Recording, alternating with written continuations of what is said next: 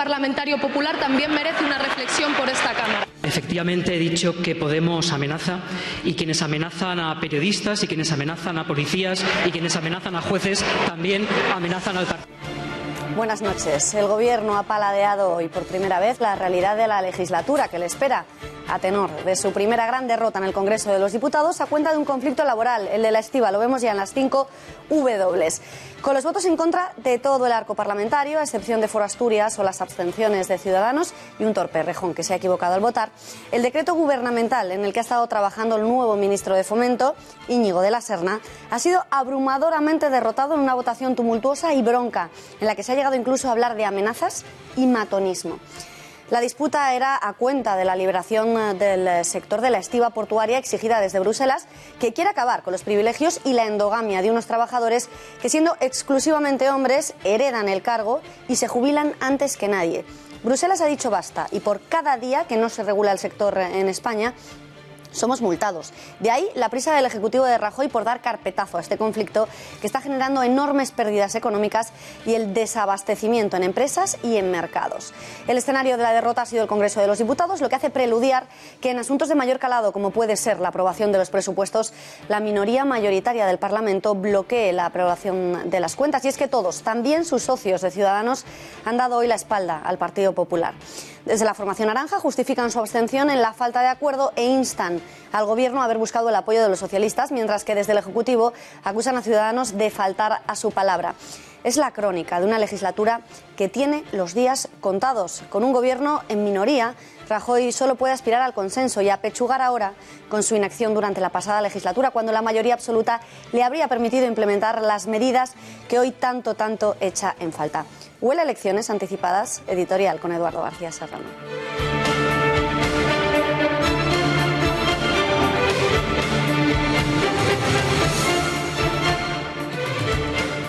Buenas noches, Beatriz. Cualesquiera iniciativas legislativas o gubernamentales que Rajoy y el PP propongan en el Congreso de los Diputados, aun en el caso de que sean sensatas y razonables, están destinadas primero a la cacerolada parlamentaria y después al desolladero plebiscitario del hemiciclo, por mucho diálogo, consenso y mano tendida que ofrezca el Gobierno. Da lo mismo, porque el objetivo de la mayoría parlamentaria integrada por socialistas, comunistas y separatistas no es buscar el bien común ni la prosperidad de los españoles.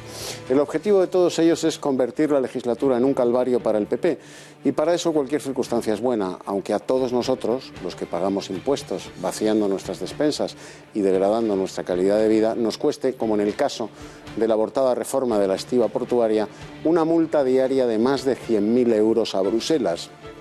A ellos les da lo mismo. Disfrutan de un convenio colectivo aún mejor que el de los estibadores portuarios, pero trabajando mucho, muchísimo menos que los estibadores.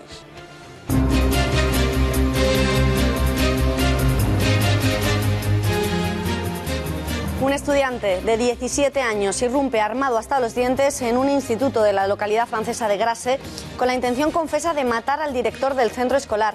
En el tiroteo ha habido que lamentar al menos 10 heridos, pero ninguna víctima mortal. La policía francesa ha descartado ya que se trate de un yihadista. Simultáneamente, en la sede parisina del FMI ha estallado hoy un paquete bomba en cuyo interior había un artefacto pirotécnico. Afortunadamente no ha habido que lamentar víctimas.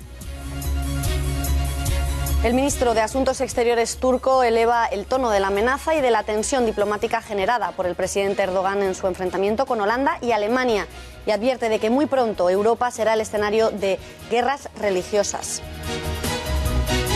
El liberal Mark Rutte gana las elecciones holandesas copiando literalmente muchas de las propuestas e iniciativas del programa electoral de la derecha alternativa de Geert Wilders, que ha quedado en segundo puesto tras el clamoroso hundimiento de los socialdemócratas. El rapero estadounidense Snoop Dogg graba un videoclip en el que aparece disparando contra Donald Trump. El presidente ha afirmado que si la amenaza de muerte hubiera sido contra Barack Obama, Snoop Dogg ya estaría en la cárcel.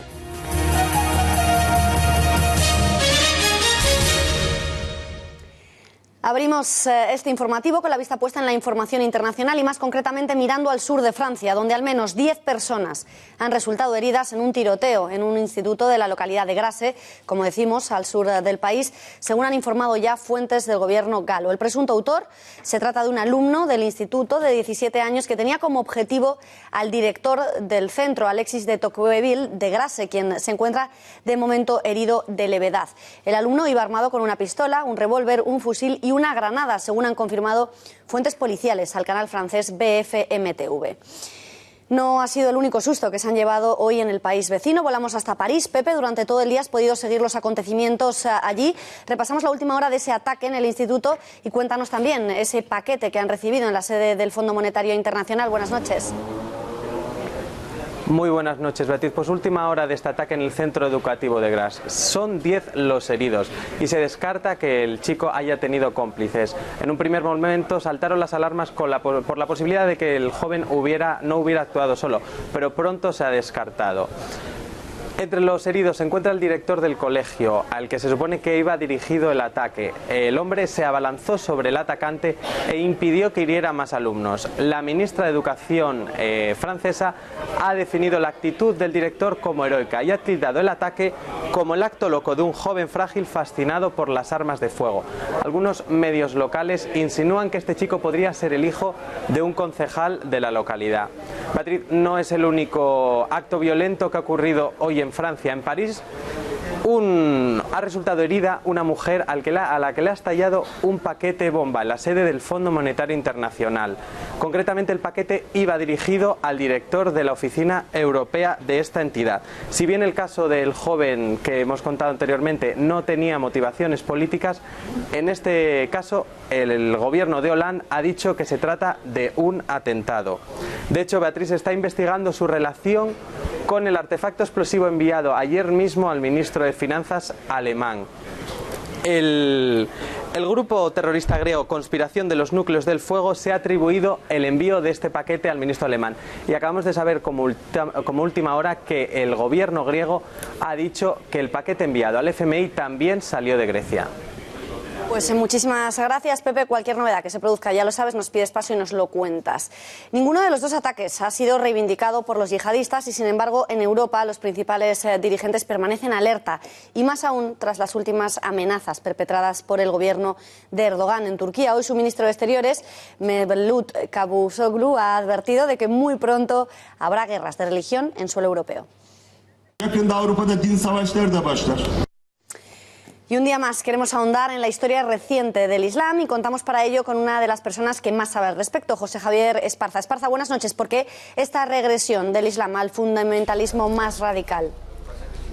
Buenas noches, Beatriz. Bueno, en realidad regresión es un término que en el mundo musulmán es difícil aplicar porque ellos no tienen una idea lineal como en la civilización occidental cristiana de la historia, sino una idea completamente diferente. En el Islam, desde el principio, siempre que hay un problema, la reacción natural mecánica es volver a los orígenes. El salafismo arranca ahí y es natural que en una circunstancia como la presente haya habido un cierto revival del islamismo más tradicional. ¿Por qué?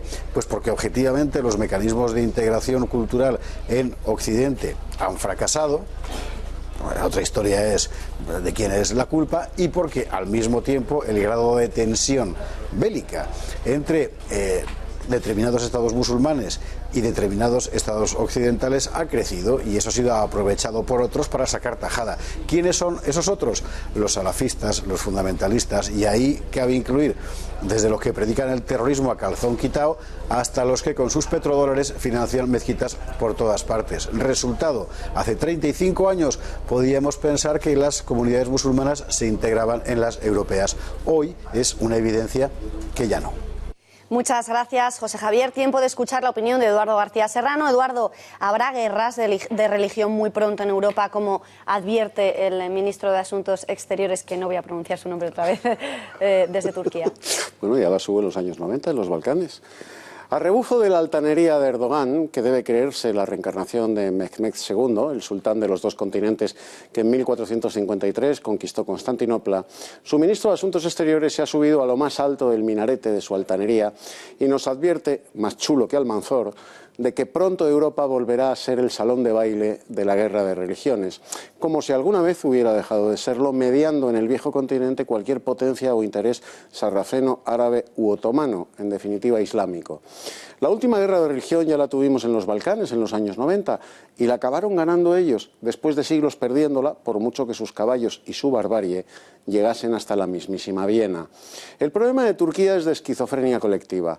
No es Europa desde 1453, pero quiere seguir siéndolo. Son musulmanes, pero quieren vivir como occidentales, sin irritar demasiado, eso sí, a los bárbaros de la yihad. Ocupan una posición geoestratégica clave entre Asia y el viejo continente y la rentabilizan con el chantaje permanente del Bósforo.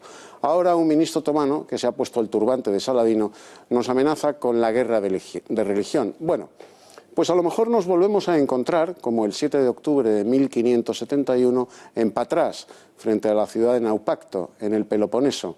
No sé si el gallito turco se acordará del nombre. Ese piélago mediterráneo se llama Lepanto.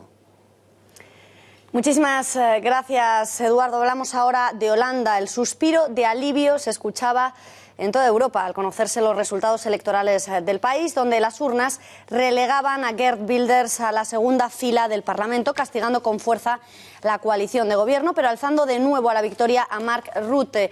Con el 100% de los votos escrutados, el Partido Popular por la Democracia y la Libertad, la formación de centro-derecha del primer ministro de Mark Rutte, revalidaba su victoria con 33 escaños, 8 menos que en 2012, mientras que el Partido de la Libertad, liderado por el candidato de la derecha alternativa, Geert Wilders, conseguía subir de 15 a 20 escaños, muy lejos de lo que vaticinaban los sondeos, incluso por debajo de su mejor resultado, los 24 diputados conseguidos en 2010.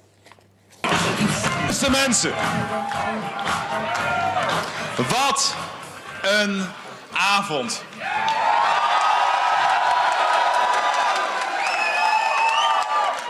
Want het ziet er naar uit. Het ziet er naar uit. Pues lo cierto es que aunque Geert Wilders no ha resultado ser el ganador de las elecciones, sí lo ha sido en la batalla cultural respecto al Islam. Y es que el liberal Mark Rutte ha tenido que dar un giro radical a sus posturas respecto al principal problema de Europa en apenas 3 meses. Empecemos recordando su visita a un campo de refugiados sirios en Líbano el pasado 17 de noviembre de 2016. Rutte no ha sido una excepción entre sus socios europeos con la política de puertas abiertas y anunciaba en el encuentro un aumento de la inversión millonaria por parte de su país para acoger a inmigrantes en este 2017. The impressive situation and how people are living here and the fact that Lebanon is doing its best to host so many people in this country. Pero es que a finales de enero, un día antes de iniciar la campaña electoral, Rutte nos dejaba intuir el cambio en sus postulados, acercándose a los del Partido por la Libertad de Wilders. En una carta abierta, recurso que también es característico del líder de la derecha alternativa, se dirigía a los musulmanes para pedirles que se integrasen o que se fueran. Literalmente escribía: si no te gusta cómo se vive aquí, vete del país, vete. Es una elección que tienes. Si vives en un país donde estás molesto por la forma en la que interactuamos, no tienes que seguir aquí. Desde luego, sorprendente cambio. Ya en los últimos días aprovechaba la oportunidad de prohibir los mítines pro-Erdogan en suelo holandés y subía el tono ante la respuesta turca. El 11 de marzo tachaba de locura las palabras del presidente turco y afirmaba que eran absolutamente inaceptables. And we don't think it is right for Turkish ministers to campaign in the Netherlands amongst. Y al día siguiente insistía, lo hecho por Turquía era inaceptable.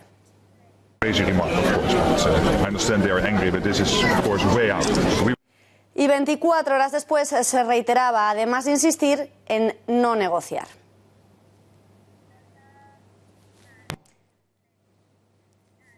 Parece que no podemos recuperar esas declaraciones en estos momentos, pero es que parece que la estrategia daba sus frutos. En las últimas horas de campaña repuntaba en los sondeos y finalmente se hacía con la victoria, eso sí, perdiendo por el camino 8 escaños. Aún así, el candidato derrotado, Geert Wilders, ha preferido tomárselo con deportividad y en sus primeras declaraciones ha prometido una fuerte oposición al gobierno. Esto es una primavera patriótica, decía Wilders. Yo soy un luchador y no un populista. Por lo tanto, ha afirmado esa intención de continuar en la lucha en sus primeras palabras durante la noche electoral, tras conocer los resultados preliminares que ya vaticinaban el resultado final. Minder dan ik had gehoopt. Maar er hebben 1 miljoen, 1,5 miljoen mensen op ons gestemd en dat is geweldig. En ik wil ook nog steeds, als het kan, meeregeren als PVV. En als dat niet lukt. Y desde la Unión Europea se han felicitado animando al resto de ciudadanos europeos a que tomen ejemplo de los electores holandeses en clara referencia a la próxima cita electoral francesa, cuya carrera encabeza hasta el momento Marine Le Pen del Frente Nacional, cuyo segundo punto del programa electoral contempla la salida de Francia de la Unión. Eso decía Jean-Claude Juncker, animaba al resto de europeos a que tomaran ejemplo de la buena práctica que ha ocurrido en Holanda. La Unión Europea ha respirado tranquila, esta es la prueba, y esto en su primer test sobre su continuidad, una tranquilidad que parecen compartir también las cabeceras del establishment, de los medios oficialistas que durante meses han dedicado adjetivos calificativos muy alejados de la imparcialidad a Geert Wilders.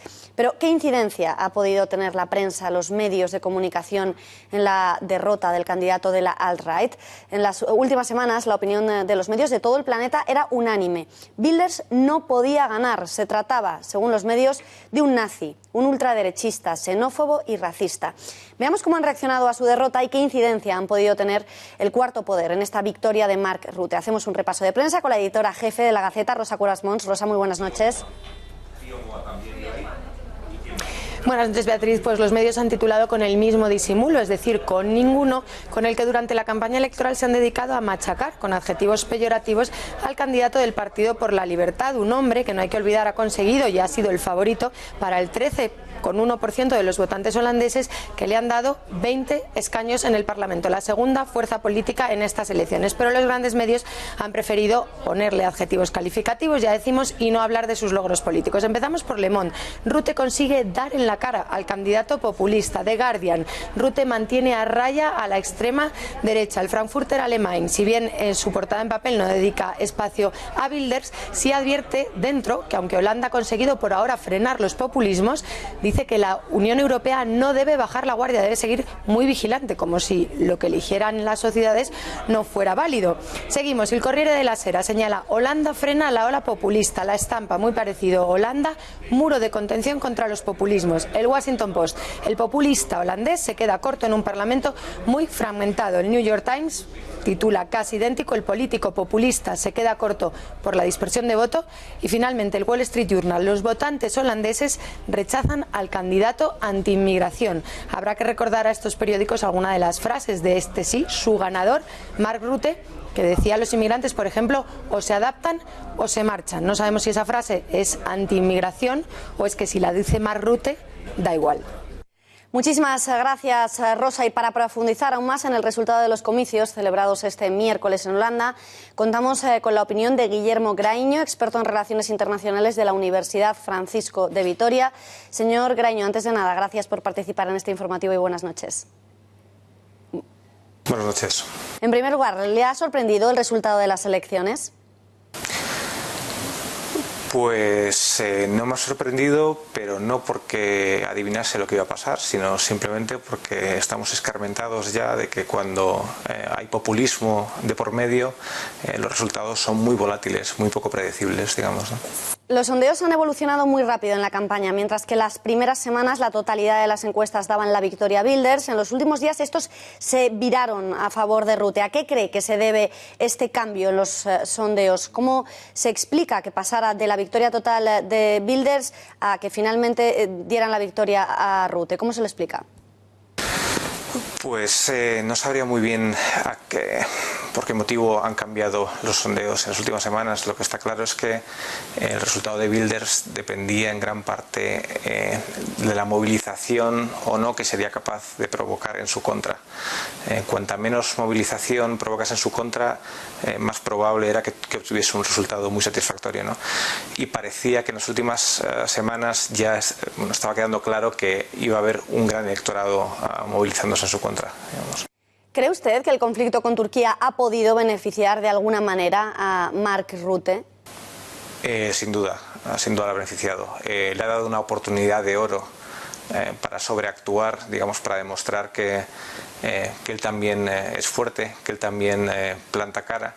Y lo que le digo, he encontrado que cree la gente, ha sido una oportunidad de oro para que él demuestre que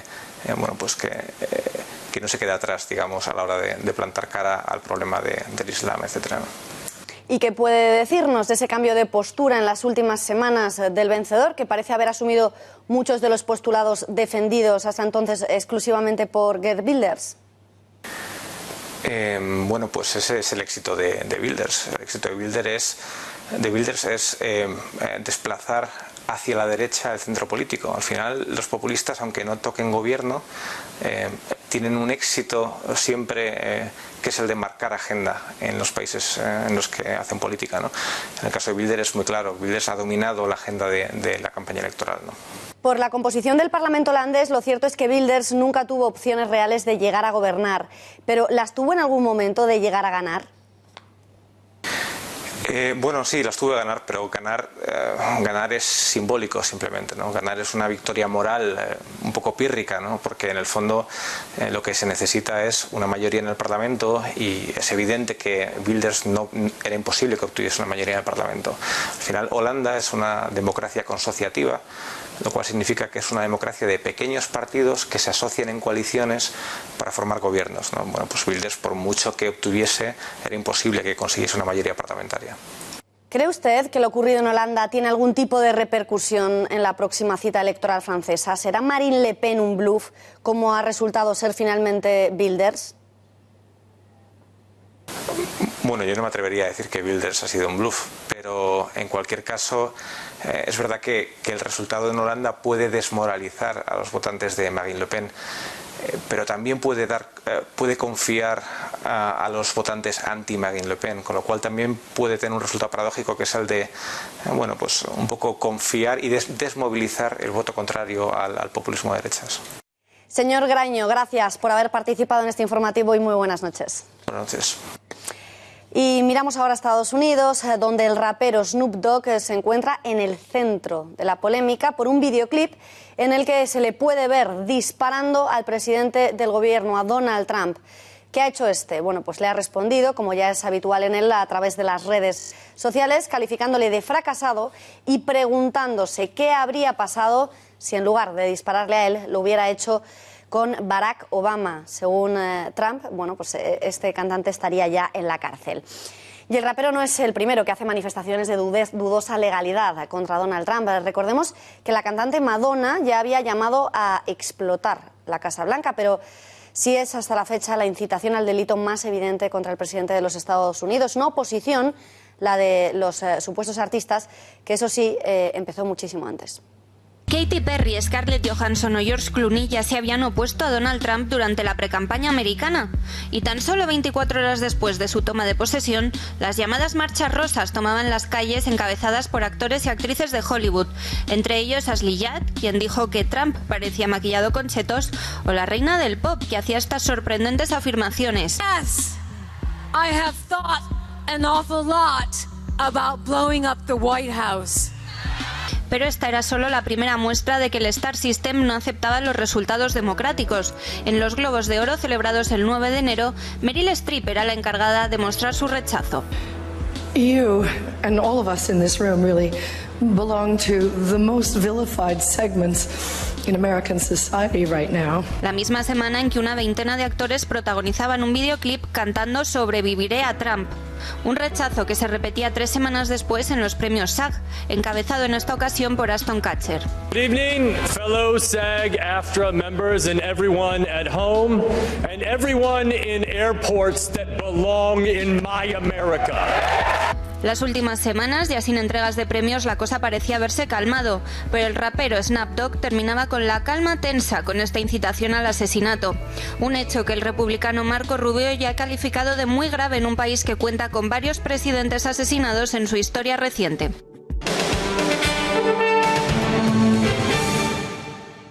Momento de hablar de nuestra noticia de apertura, la primera derrota del Gobierno en el intento de que el Congreso convalidase su decreto ley para cumplir con la sentencia de la Unión Europea que obliga a la liberalización de la estiba. Sin haber podido siquiera presentar una sola ley en 5 meses, Mariano Rajoy comprueba ahora cómo el resto de grupos parlamentarios se afanan en paralizar hasta las iniciativas obligatorias y de trámite. Lo hacen pese a la multa que va a tener que pagar el Estado, 23 millones de entrada, más 134.000 euros diarios. Es el peor prólogo para una legislatura que parece tener la muerte anunciada. Como decimos, primera derrota parlamentaria que sufre el Gobierno en esta legislatura, y es que la reforma de la estiba tendrá que esperar hasta que se consigan más apoyos, además de los ya logrados por parte del PNV, UPN y Foro Asturias. Pero, ¿en qué consiste exactamente este conflicto? La estiba consiste en colocar la carga a bordo de los buques, un papel imprescindible sin duda, ya que su trabajo va desde el área de producción hasta la del consumidor. Desde Bruselas se pide su liberalización, pero ¿cuáles son las exigencias del sector y, sobre todo, cuáles son los factores que originan este conflicto? Alba Vila, buenas noches, cuéntanos. Muy buenas noches, Beatriz. Pues vamos a repasar las principales claves del conflicto. Antes de nada, veamos a quiénes afecta. Pues a más de 6.000 empleados cuyas condiciones laborales están en el centro de la polémica. Juzguen ustedes mismos. Trabajan 6 horas diarias y cuentan con un salario bruto que va desde los 60.000 hasta los 110.000 euros anuales. Sueldo bastante elevado si lo comparamos con los demás operarios de los puertos españoles. El problema se centra principalmente en que este sector no está sometido a ningún tipo de regulación en nuestro país. Una regulación que es la que ahora exigen desde Bruselas. Y es que desde la Unión Europea, desde el año 2014, se pide la liberación de la estiba y obliga a España a modificar la legislación portuaria.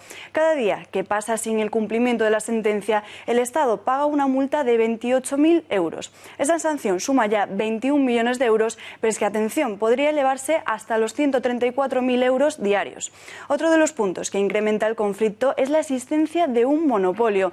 Desde la Unión Europea también se exige la existencia de un mayor número de empresas y de competencia, en vez de que la Sociedad Anónima de Gestión de Trabajadores Portuarios tenga el control absoluto de la estiba, tanto de establecimiento como de contratación.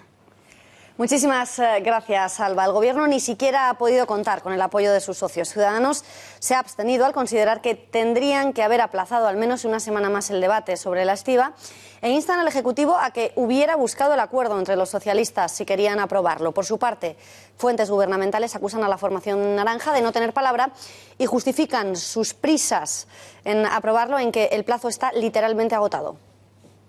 Y le guste o no al Gobierno, el PSOE va a tener que participar de alguna manera de esta negociación. Así que le pido también al Partido Socialista, que ha gobernado 20 años este país, que se implique también y que intentemos entre todos desencallar. Yo estoy convencido que acabará saliendo esta reforma, pero con consenso.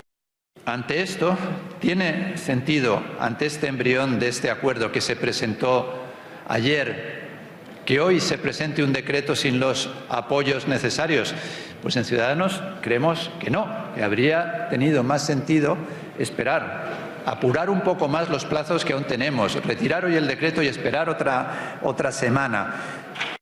No hay plan B, es decir, esto es una sentencia, como saben ustedes, que tenemos que cumplir. La Comisión Europea ha dado el visto bueno al Real Decreto Ley, hemos utilizado todo el margen que teníamos disponible. Hemos mantenido una negociación larga con los diferentes operadores, hemos intentado dar todo tipo de facilidades, pero bueno, la Unión Europea, la Carta, no existe. Les avanzamos que nuestro voto será un no rotundo, porque creemos que el Real Decreto Ley que ahora nos presentan guarda poca relación con el fallo de la sentencia del Tribunal Superior de la Justicia Europeo, de la Unión Europea. ¿Saben lo que hay detrás de este decreto? Hay los mismos objetivos que sus reformas laborales.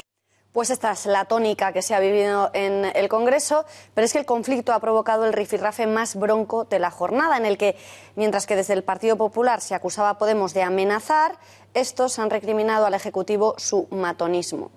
Yo ya he recibido suficientes amenazas del sector como para que ahora los del brazalete vengan también a amenazarme. Estoy explicándome y quiero decirle que me he sentido aludida porque, igual que mi grupo parlamentario tiene que escuchar cada cosa que usted diga, creo que el matonismo del Grupo Parlamentario Popular también merece una reflexión por esta Cámara. Efectivamente, he dicho que Podemos amenaza, y quienes amenazan a periodistas y quienes amenazan a policías y quienes amenazan a jueces también amenazan al Partido Popular. El orador de Podemos ha estado haciendo uso de la palabra con absoluta normalidad y sin interrupciones, cosa que no ha podido ser hecho por el portavoz de mi grupo. Por lo tanto, si ha habido matonismo, no ha sido de mi grupo, sino más bien de otro. Nada más y muchas gracias. Cuando pasa un minuto de las 9 de la noche es momento de hacer repaso a todas las noticias que nos queda por abordar en este informativo. Lo hacemos ya en titulares.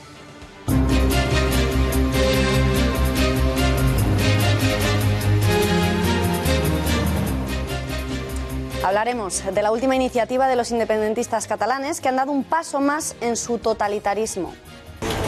Y prueba de ello, Beatriz, es la creación de una aplicación de móvil para señalar a todos aquellos comercios castellanoparlantes o que no rotulen en catalán. Persecución, por ejemplo, que no hacen con comercios chinos, árabes o italianos, por poner algún ejemplo. En este informativo haremos un repaso de todas esas prácticas totalitarias del separatismo catalán.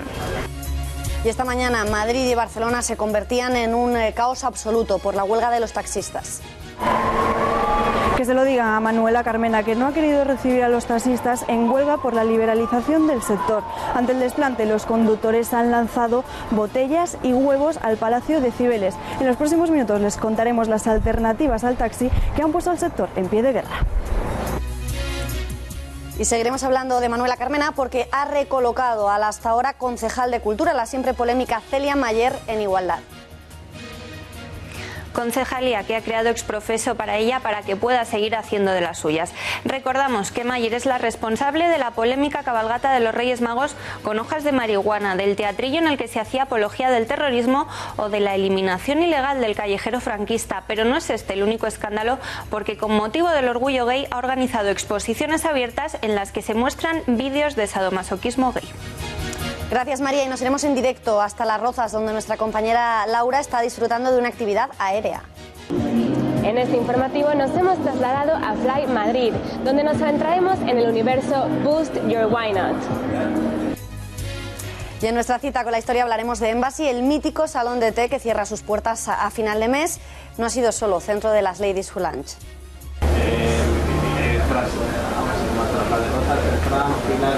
Paloma. En absoluto, Beatriz, desde principios de siglo ha sido más un centro de inteligencia que una pastelería elegante. En sus salones conspiraban la condesa de Romanones para los aliados y hasta el embajador británico. De todo ello hablaremos con Fernando Paz.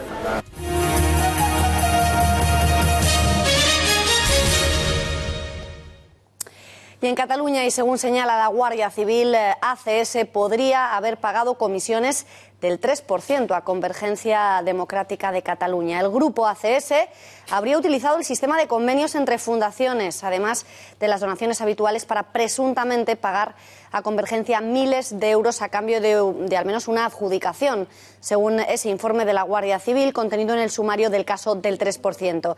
En concreto, los investigadores sostienen en los documentos remitidos al juez que instruye el caso en el Vendrell, en Tarragona, que el modo de proceder de la Fundación ACS ilustra de forma clara el circuito que presuntamente favorece y afianza la adjudicación de servicios públicos según criterios poco formales, estando estos basados en pagos de comisiones disfrazadas de donaciones y convenios entre fundaciones dependientes de ambas partes.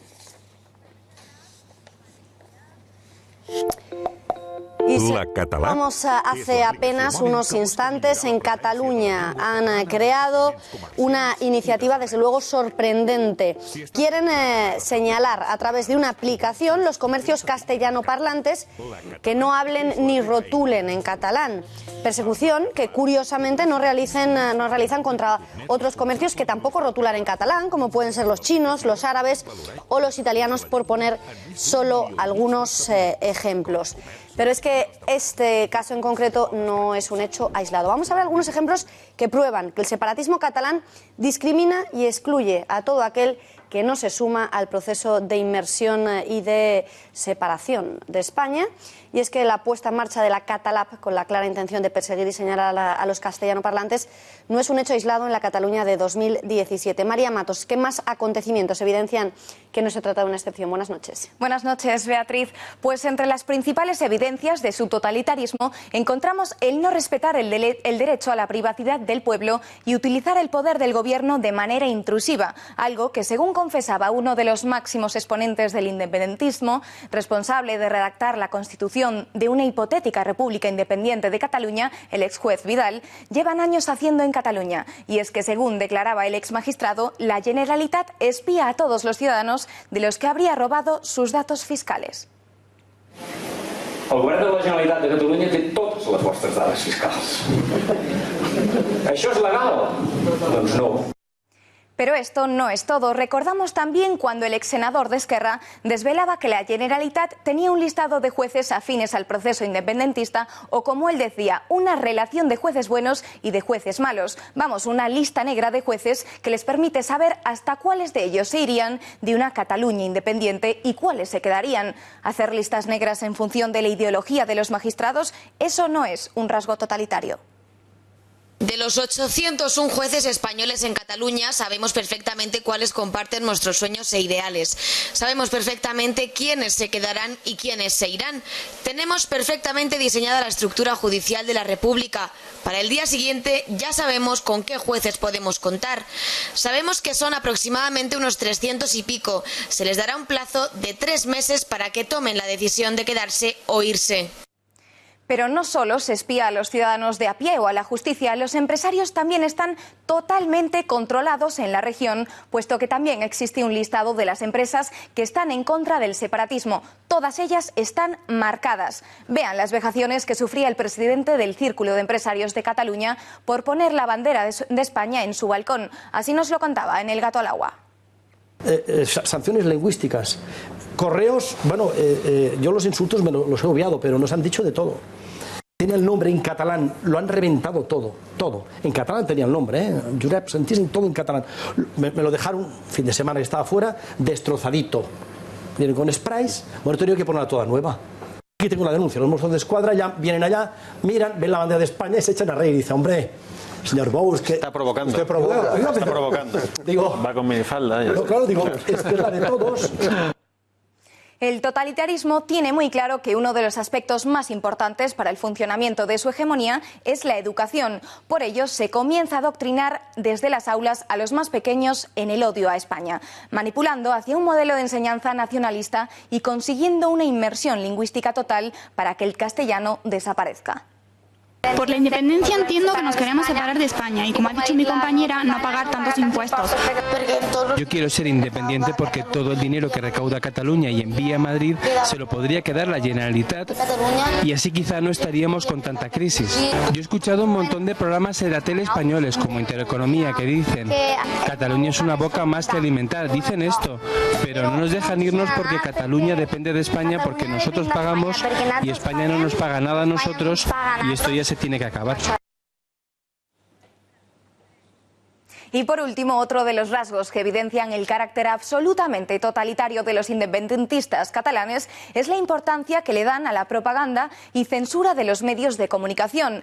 La propaganda la ejercen desde todos los medios autonómicos. El último ejemplo de censura lo tenemos en el cese al director de la cadena del Govern, TV3, por haber emitido en los informativos un fragmento del juicio del caso Palau. Pues desde luego, María Matos, ha quedado absolutamente demostrado que llevan prácticas totalitaristas, pero es momento de escuchar a Eduardo García Serrano. ¿Son totalitaristas las prácticas llevadas a cabo por el Gobierno de Cataluña?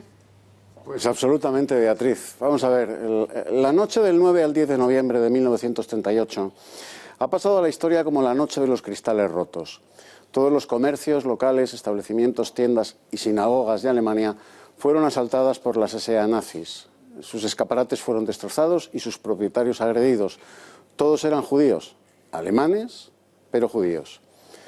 Para no cometer errores, horas antes se pintó en sus puertas una estrella de David, que es el símbolo que Dolça Catalunya ha utilizado para metaforizar y denunciar la campaña de persecución que, con el indulgente consentimiento del gobierno separatista catalán, se ha iniciado contra todos aquellos comercios, bares y restaurantes catalanes en los que se hable español.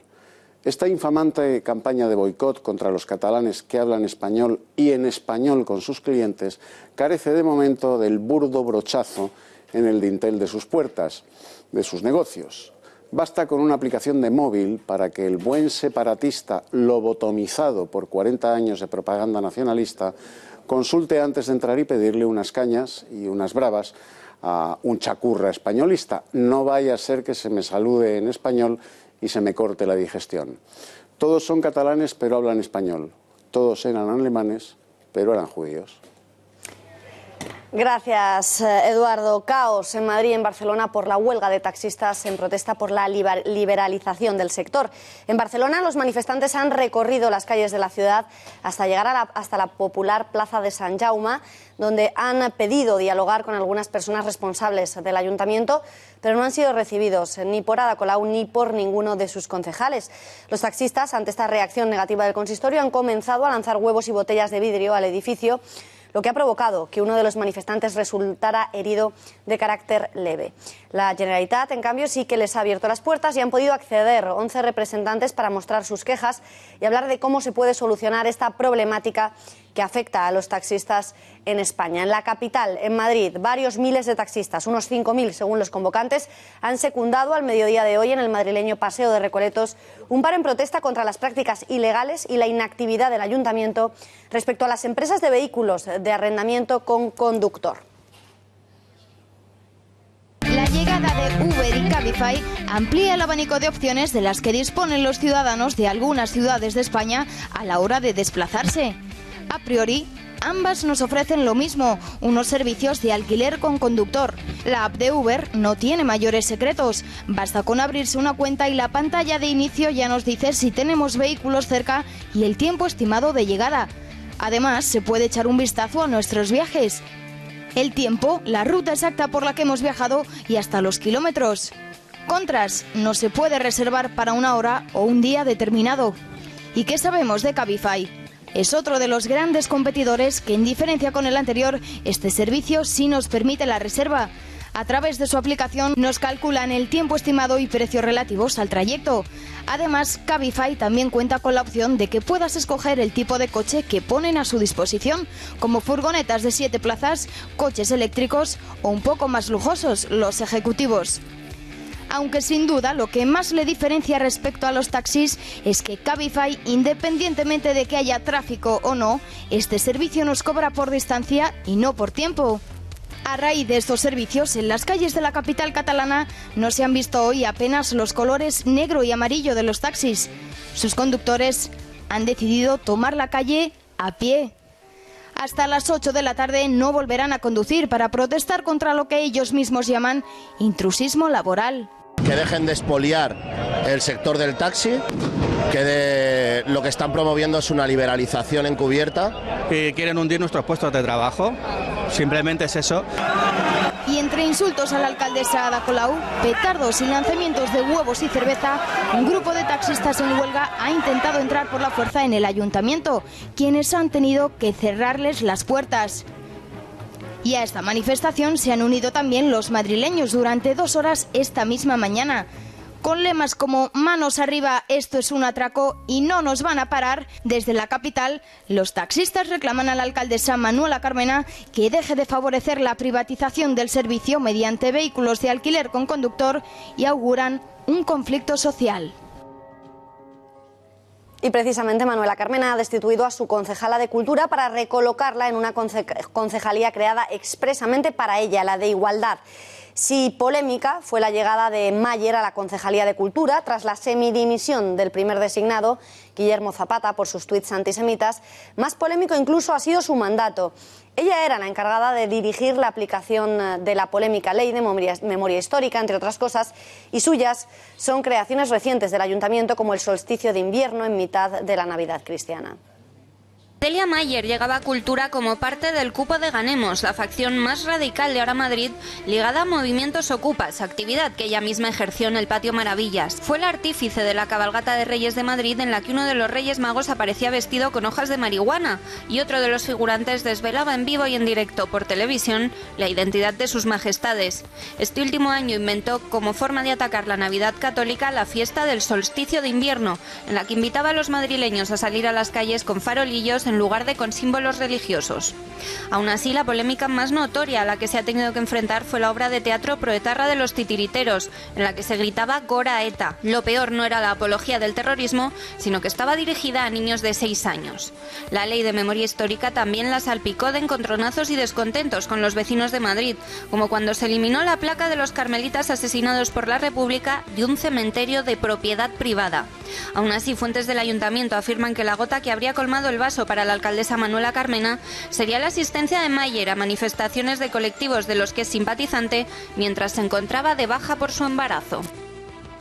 Y en Madrid, precisamente, el ayuntamiento ya calienta motores, y nunca mejor dicho, de cara a las fiestas del orgullo gay. Carmena quiere proyectar en centros culturales municipales un documental que incluye imágenes explícitas sobre sadomasoquismo. 15 o 20 sesiones de proyecciones en las que el consistorio ha dedicado ya partidas de 40.000 euros. Y a la fiesta del orgullo gay se han referido hoy sus majestades, esperando que la cita sea todo un éxito. La Casa del Rey ha enviado una carta dirigida a la Asociación de Empresas y Profesionales para Gays y Lesbianas de Madrid, la entidad organizadora del evento, que había pedido previamente el respaldo de los Reyes. Así lo ha manifestado el jefe de la Casa del Rey, Jaime Alfonsín, en nombre de ambos.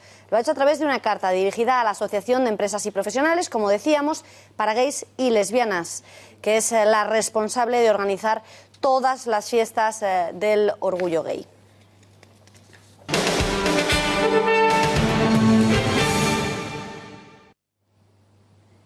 Cuando pasan 16 minutos de las 9 de la noche, nos vamos en directo hasta Las Rozas, donde a instancias de la firma de relojes Why Not, nuestra compañera Laura Fernández Cañas está participando en Madrid Fly. Laura, cuéntanos cómo es volar. Buenas noches. Buenas noches, Beatriz. Pues eso, os preguntaréis qué hago aquí y por qué la firma de relojes Why Not ha elegido Madrid Fly para su primera experiencia. Tiene que ser algo increíble, ¿no, Daniel? Cuéntanos por qué es aquí. Porque qué mejor sitio para poder hacer una presentación que en un sitio donde tenemos a estos compañeros haciendo estas maravillosas coreografías de vuelo en el túnel de viento más grande de Europa. Entonces, ¿tú podrías decir que aquí en Madrid Fly, relacionado con los relojes, se puede parar el tiempo? De hecho, conseguimos parar el tiempo. Y de hecho, como esto es una empresa donde la gente viene a volar, qué mejor sitio para llegar a tiempo que con los relojes Why Not de Madrid Fly. Muy bien, Dani. Y tú, uno de los artífices de esta tendencia que estáis creando, que no solo os limitáis a regalar tiempo, sino también a regalar experiencias y tiempo de calidad, ¿no? Cuéntame, ¿de dónde surge esta idea? Bueno, nosotros somos unos amigos, a lo mejor valientes o muy inconscientes, que hemos decidido montar una empresa juntos. Yo pertenezco a un clan de 10 hermanos que ha decidido apostar por tener una marca propia y sacarla adelante. Y entrando en el mercado nos dimos cuenta de que las marcas de moda siempre hablan de unos estilos de vida, de cosas aspiracionales que suenan muy a plástico, y nosotros queríamos tener un compromiso de verdad con nuestros clientes, decir, oye, yo os prometo que vais a vivir bien y luego os llevo a hacer unas experiencias para efectivamente demostrarlo, ¿no? Lo que decimos en Why Not es que aunque hacemos relojes, lo que regalamos es tiempo, ¿no? Y al final es la gente que vive Why Not, la gente que nos hace la publicidad y habla de nosotros en vez de nosotros mismos, ¿no? Y entonces, todo aquel que tenga un reloj Why Not ¿puede adquirir una de estas experiencias? Claro, nosotros cada 15 días, 3 semanas como mucho, a través de nuestras redes sociales sacamos una experiencia o un desafío que todo el que tenga un Why Not se puede apuntar por el mero hecho de tener un Why Not. Algunas están limitadas en plazas, es como un juego también con el tiempo. Los que primeros la consigan pues son los que estarán invitados a vivirla, claro.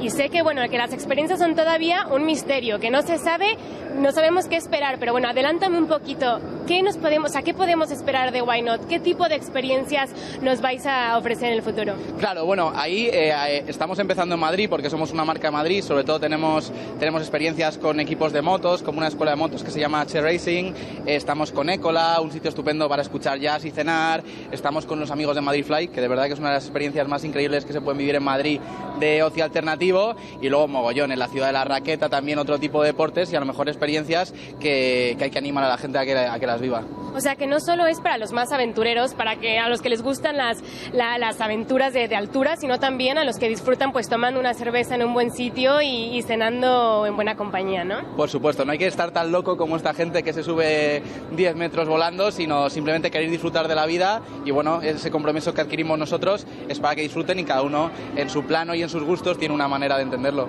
Bien, Dani, ¿y tú cómo venderías o cómo definirías Why Not en 3 palabras? Pues es una buena pregunta. Yo, siendo una marca de relojes, lo que diría es vive tu tiempo, ¿no? Queremos que la gente realmente no solo esté pendiente de la hora de llegar tarde a un sitio, de llegar pronto a una reunión, sino que se dé cuenta que el tiempo pasa muy rápido, que es el único que tiene, y aunque nosotros se lo marcamos, es él el que se tiene que encargar de vivirlo. Pues sí, el tiempo se nos ha ido también volando y nada, pues hasta aquí les podemos contar. El resto lo tenéis que descubrir vosotros con Why Not, con Madrid Fly, y es una experiencia y una tendencia que no os podéis perder. Desde luego no nos la perderemos. Menuda tardecita te has pasado. Laura, gracias. Buenas noches.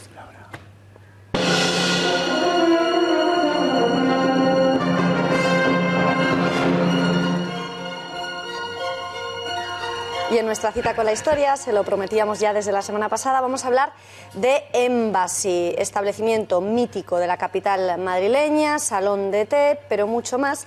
Antes vamos a repasar su historia y luego lo hablamos con Fernando Paz. Hace 85 años abundaban en Madrid los cafés donde los señores mantenían apasionadas tertulias mientras tomaban sus coñacs.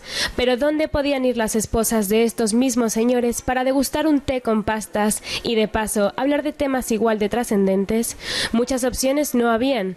Estaban, por supuesto, el Ritz y el Palace y las casas particulares, pero nada similar a los salones de té que la alta burguesía europea frecuentaban en sus viajes a Londres, París o Ginebra, hasta que una mujer llamada Margaret Kearney Taylor decidió tomar cartas en el asunto y fundó Embassy. Las Ladies Who Lunch madrileñas se reunían en las 16 mesas de su salón y probaban especialidades que hasta entonces ni se habían olido en nuestro país, como el Welsh Rarebit o los scones. Entonces estaba muy mal visto que una señora tomara bebidas alcohólicas en público, así que si a alguna le apetecía un whisky o una ginebra, se le servía en tetera, lo que disimulaba un poco la jugada. Los camareros sabían qué tipo de té especial le gustaba a cada clienta y no hacía falta más especificaciones. Pero pronto se hizo asiduo otro tipo de clientes, los que procedían de las muchas embajadas cercanas, que habían tomado Embassy como centro de operaciones para sus complejas tramas de espionaje, lo que llegó a convertirse en un reto para el salón de té, donde los espías alemanes tenían sentados en la mesa de al lado a los británicos y todos conspiraban mientras se miraban de reojo. Los baños que los llevaban al tercer piso del inmueble, donde se encontraba el domicilio de la propia doña Margarita. Allí eran atendidos por el médico de la embajada británica, Eduardo Martínez Alonso, tras lo cual se les facilitaba documentación falsa y se les llevaba en un coche con matrícula diplomática rumbo a un exilio más seguro en Portugal o Sudamérica. Estas son solo algunas de las historias que quedarán para el recuerdo, mientras los madrileños asisten desolados al cierre de otro de los locales más emblemáticos de la capital. Pues ahora sí, Fernando Paz, muy buenas noches. Muy buenas noches. Empezamos hablando de Embassy, ¿no? Un salón de té, que es lo que parece para todo el mundo, pero es que además fue casi más un centro de inteligencia. Bueno, fue un local comercial que se abrió en el año 31, justo en la época que empieza la República, un poquito después de haberse proclamado, que además, hay que decir, como se ha recordado en el vídeo, que era de muy alto nivel, en todos los aspectos. Y pues que era para la gente elegante, ¿no? En principio. Bueno, claro, es que la mujer estaba casada con Margarita, estaba casada con un multimillonario. Lo que pasa cuando viene a España ya no está con él, pero ha hecho contactos con un montón de gente de alta posición, diplomáticos, embajadores y tal, y abre un sitio que se llama Embassy, o sea, embajada, que está situado en una zona donde estaban las embajadas. Entonces, la embajada alemana estaba por entonces, no recuerdo si en el 1 o en el 3 de Castellana, muy al comienzo. Sigue estando muy cerca. Y sigue estando muy cerca, ciertamente, y la británica estaba muy cerca también. Su idea era atraer ahí, en principio, con un interés puramente comercial, a diplomáticos y embajadores de las dos embajadas y de algunas más que hubiera por ahí. Pero Paz, durante la Segunda Guerra Mundial, ¿España fue un país lleno de espías, como se nos cuenta desde muchos libros y desde la historia? Fue un país con una gran cantidad de espías. Los países neutrales, España lo fue, se llenaron de espías porque eran centros, claro, de información. Tanto el caso de Madrid como el caso de Lisboa, fundamentalmente, en menor medida, aunque también, por supuesto, Suecia, donde los alemanes, o a lo que los alemanes prestaron mucha atención, y Suiza y Turquía. Pero Madrid fue uno de los centros principales, por supuesto que sí. Pero nos has hablado prácticamente en todo momento de espías británicos. ¿Había espías de los dos bandos? ¿Había más británicos o más por parte del bando de los aliados que por parte del bando de los alemanes, de los nazis? No, realmente había más espías alemanes que aliados. Los aliados más o menos estaban en el torno de Embassy, con todas estas historias que se han contado, unos 30.000 personas que pasaron a través de Embassy, atravesaron España y acabaron casi todas en Portugal a través de Galicia, muchas de ellas. Y en el caso de los alemanes, hicieron de España también un centro importante de espionaje. Lo que pasa que ha tenido más fama Portugal, ¿no? Como centro de espías durante la Lisboa. Lisboa, sobre todo, todo porque en Lisboa había más aliados, porque Portugal era aliado de Inglaterra, aliado tradicional de Inglaterra, pero en el caso español había muchos. Lo que pasa es que el espionaje alemán era de menor calidad que el espionaje inglés. Hay que decirlo, estaba más dividido y más enfrentado entre ellos. Pero naturalmente que había alemanes en Madrid. Y el restaurante Horcher, que es prácticamente el único superviviente que queda de esa época, esperemos no ver su cierre, era también un centro de espionaje.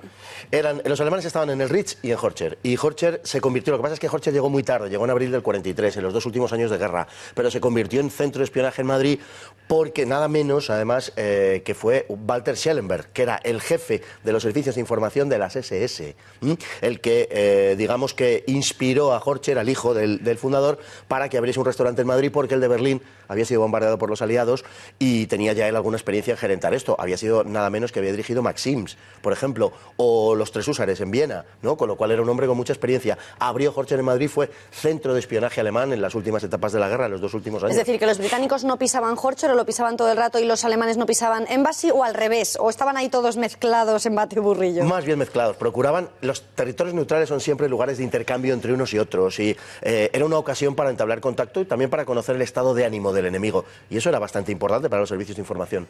Paz, nos queda un minuto, pero yo no me quiero quedar con la duda. Los espías, algunos venían de fuera, nos lo has dicho, pero había también locales, porque aquí desde luego se ha hablado mucho de la condesa de Romanones y de otros que afirman haber sido espías durante la Segunda Guerra Mundial. Bueno, en esto hay una gran cantidad de literatura, no cabe la menor duda, y en fin, de pasión por la cinematografía. Pero efectivamente sí había espías. ¿Había espías enviados directamente por los gobiernos? Sin duda sí. Por ejemplo, en España se calcula que hubo en torno a unos 500 informantes alemanes de diversos niveles, algunos menos por parte de los aliados, pero de mejor nivel, quizá como el caso de Alan Hilgard, etcétera. Y luego había españoles que estaban con cada uno de los bandos.